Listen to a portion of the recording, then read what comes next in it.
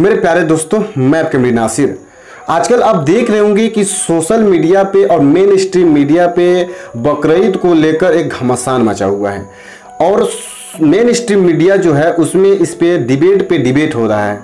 हालांकि मैं आपको बताना चाहूँगा कि इस तरह के मौजू पे डिबेट होना हमारे देश में कोई ये ख़ास बात नहीं है, बल्कि ये आम बात है। हर साल जब से इस देश में बीजेपी की सरकार बनी है तब से इस देश में हर साल बकरीद के दिन पे, बकरीद के त्यौहार पे इस तरह के डिबेट होते हैं। इसके पीछे क्या कारण है, क्या लोगों की मानसिकता है, मैं सारे चीज़ों को मैं इस वीडियो में बताना चाहूँगा। सबसे पहले मैं आपको बता दूँ कि लोग बकरीद कहते हैं, हालांकि इसका असल नाम ईद उल अज़हा है। हमारे देश में एजुकेशन की कमी की वजह से लोग इसे बकरा का ईद समझते हैं। आप खुद सोचिए ना, क्या ये बकरा के लिए ईद है?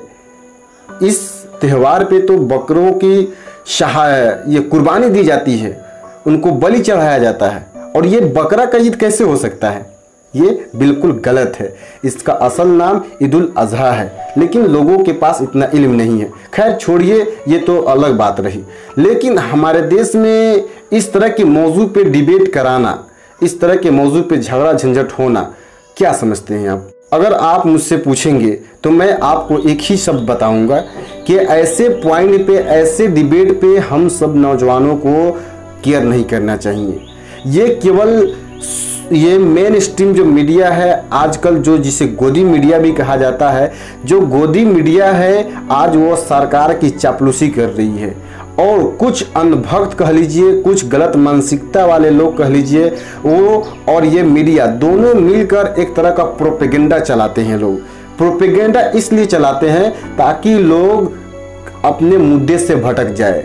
अभी हमारे प्रदेश में महामारी चल रहा है, अभी हमारे देश के बिहार और असम जैसे राज्य में बाढ़ आया हुआ है, लोग घर से बेघर हो चुके हैं, लोग के खाने के लिए लाले पड़े हुए हैं, लोग इस महामारी जैसे बीमारी में अपने आप को बचाने के लिए तड़प रहे हैं, लोगों के पास पैसा नहीं है कि वह अपने घर बार को चलाए। इस वक्त हमारे देश में डॉक्टर की कमी है, इस वक्त हमारे देश में हॉस्पिटल की कमी है, इस वक्त हमारी देश की आर्थिक व्यवस्था डगमडोल है, इस वक्त लोग बेरोजगार है। इस वक्त इन सारे मुद्दे पे लोग सवाल सरकार से ना करें। इसीलिए मेन स्ट्रीम मीडिया और कुछ अंधभक्त लोग इस तरह के अल्फाज भी बोल देते हैं जिससे लोग इसमें उलझा रहे। जैसा कि आजकल ये डिबेट जो हो रहा है, क्यों हो रहा है? क्योंकि एक बीजेपी के गाजियाबाद के विधायक है जिन्होंने एक ऐसे अल्फाज का इस्तेमाल किया है, विवादित बयान दिया है, जिसे ये सारा का सारा प्रोपेगेंडा, सारा का सारा डिबेट आपको देखने को मिल रहा है। बीजेपी के जो विधायक थे उनका कहना था कि जिनको अगर कुर्बानी करनी है तो बकरे की जगह पर अपने बच्चों की कुर्बानी दे। आप सोचिए कैसे मानसिकता वाले लोग हैं। क्या लोग अब इंसान को कुर्बानी देने के लिए आप लोगों को उकसा रहे हैं? यही कहना चाहते हैं?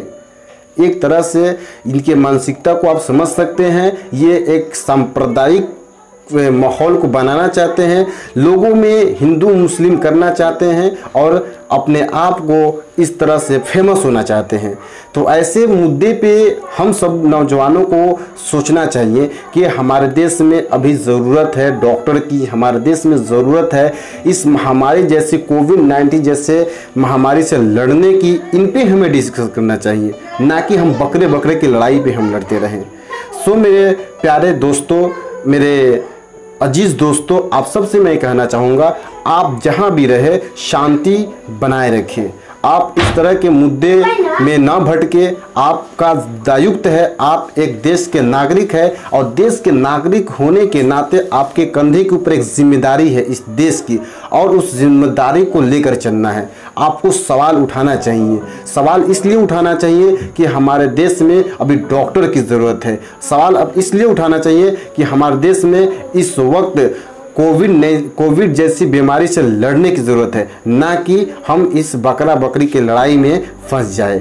सो मेरे गाइस, आप इन चीज़ों पे ध्यान बिल्कुल भी ना दें। और मैं मेरे मुस्लिम भाइयों से मैं कहना चाहूँगा कि आज ईद उल अज़हा का त्यौहार हम सब मनाने जा रहे हैं, लेकिन हमें ये भी सोचना है कि अभी कोविड-19 जैसी महामारी हमारे देश में चल रहा है। इसमें बहुत सारे लोगों की जान जा चुकी है, बहुत सारे लोग इससे ग्रसित भी हो चुके हैं। तो हम इस तरह से खुशी मनाएं ताकि हमारे दूसरे लोगों को दुख न हो, और इस खुशी को मनाते समय हम अपने पड़ोसियों का ख्याल रखें, हम अपने दूसरों का ख्याल रखें, और सरकार के जो गाइडलाइंस है उस गाइडलाइंस को हमें फॉलो करते हुए हमें त्यौहार मनाना है।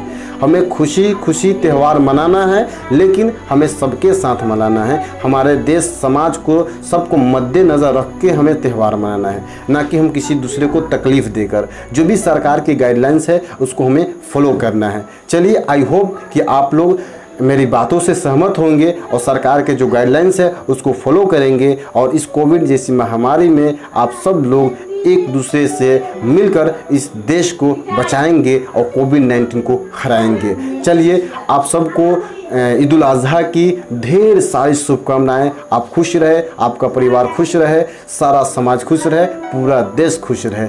चलिए, बहुत बहुत शुक्रिया।